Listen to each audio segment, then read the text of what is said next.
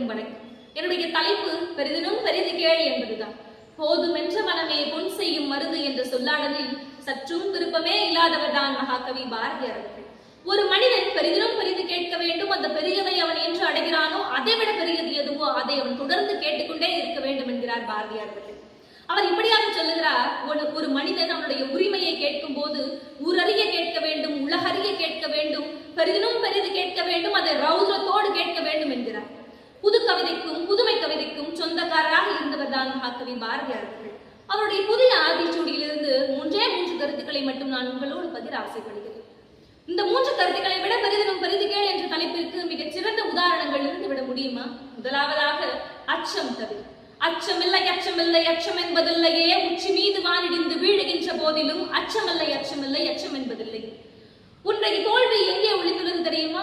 உன்னுடைய தோல்வி எங்கே ஒளிந்துள்ளது தெரியுமா? பிரச்சனைகள் வரும்போது அல்ல, அந்த பிரச்சனைகளை கண்டு நீ அஞ்சும் போதுதான் என்கிறார். ஒரு மனிதனுக்கு எல்லா பிரச்சனைகளுக்கும் துன்பங்களுக்கும் துயரங்களுக்கும் மூல காரணமாக இருக்கிறதே அந்த அச்சம்தான் என்று உறுதியாக சொல்லியிருக்கிறார்.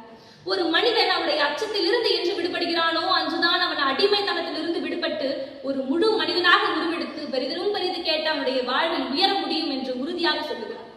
இரண்டாவதாக எண்ணுவது உயர்வு. ஒரு மனிதனுடைய எண்ணங்கள் உயர்வானதாக இருக்க வேண்டும், அதிலும் அது நல்லதாக இருக்க வேண்டும். அந்த நல்ல எண்ணத்தை அவனுடைய கனவை அவன் நிறைவேற்ற தொடர்ந்து அவன் முயற்சி செய்து கொண்டே இருக்க வேண்டும் என்கிறார். இப்படியாக அவர் மக்களிடம் ஒரு கேள்வியை எழுப்புகிறார். கழுகிற்கு மனிதனை விட பார்க்கும் திறன் அதிகமாக இருக்கிறதே, பாம்பிற்கு மனிதனை விட கேட்கும் திறன் அதிகமாக இருக்கிறதே, நாய்க்கு மோப்ப சக்தி அதிகமாக இருக்கிறதே, தொட்டால் சுருங்கிவிடும் தாவரங்களுக்கு மனிதனை விட தொடு உணர்வு அதிகமாக இருக்கிறதே, பிற விலங்குகளும் பிற தாவரங்களும் பிற உயிரினங்களும் மனிதனை விட சிறந்ததாகிவிட முடியுமா என்று கேள்வி எழுப்புகிறார். மனிதனுக்கு மட்டுமே 6ஆம் அறிவான சிந்தித்து எண்ணி செயல்பட்டு பகுத்தறிந்து எதை செய்ய வேண்டும் எதை செய்யக்கூடாது என்று பகுத்தறியும் திறன் மனிதனுக்கு மட்டுமே இருக்கிறது. அதை அவன் பயன்படுத்தி அவனுக்கு தேவையான எல்லாவற்றையும் பெரிதினும் பெரிதாக கேட்டு அவனால் அடைய முடியும் என்று நமக்கு சொல்லி சென்றிருக்கிறார். மூன்றாவதாக ஓய்தலை ஒழிக்க வேண்டும் என்கிறார். ஓய்தல் ஒளி என்று உறுதியாக சொல்லுகிறார். நாம் எப்படி இயற்கையாளுடைய செயல்பாட்டை எங்கும் நிறுத்தி விடாமல் தொடர்ந்து செயல்பட்டுக் கொண்டே இருக்கிறதோ, வளர்ச்சியடைந்து கொண்டே இருக்கிறதோ, அதே போல்தான் ஒவ்வொரு மனிதனும் அவனுடைய கனவை நோக்கி அவன் கண்ணும் கருத்துமாக இருந்து தொடர்ந்து ஓய்தலை ஒழித்து சோர்வின்றி அவன் உழைத்து அவனுடைய கனவை அவன் அடைய வேண்டும் என்று உறுதியாக சொல்லுகிறார்.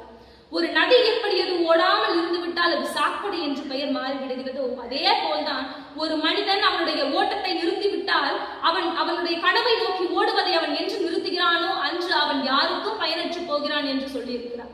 இப்படியாக என்னுடைய இறுதியான கருத்தை நான் உங்கள் முன் உறுதியாக வைக்கிறேன். ஒவ்வொரு மனிதனும் அவனுடைய ஓய்தலை ஒழித்து சோம்பேறித்தனத்தை விடுத்து உயர்வான எண்ணங்களின் மூலம் எந்த ஒரு அச்சமும் இல்லாமல் என்னால் முடியும், என்னால் முடியாவிட்டால் வேறு யாரால் முடியும் என்று உயர்ந்த எண்ணத்தை எழுப்பி பெரிதினும் பெரிதாக கேட்டு அவன் உலகையும் ஜெயிக்க முடியும் என்பதை சொல்லி, போதும் என்ற மனம் பொன் செய்யும் மருந்து கிடையாது என்பதை உறுதியாக இருத்தி விடைபெறுகிறேன். நன்றி, வணக்கம்.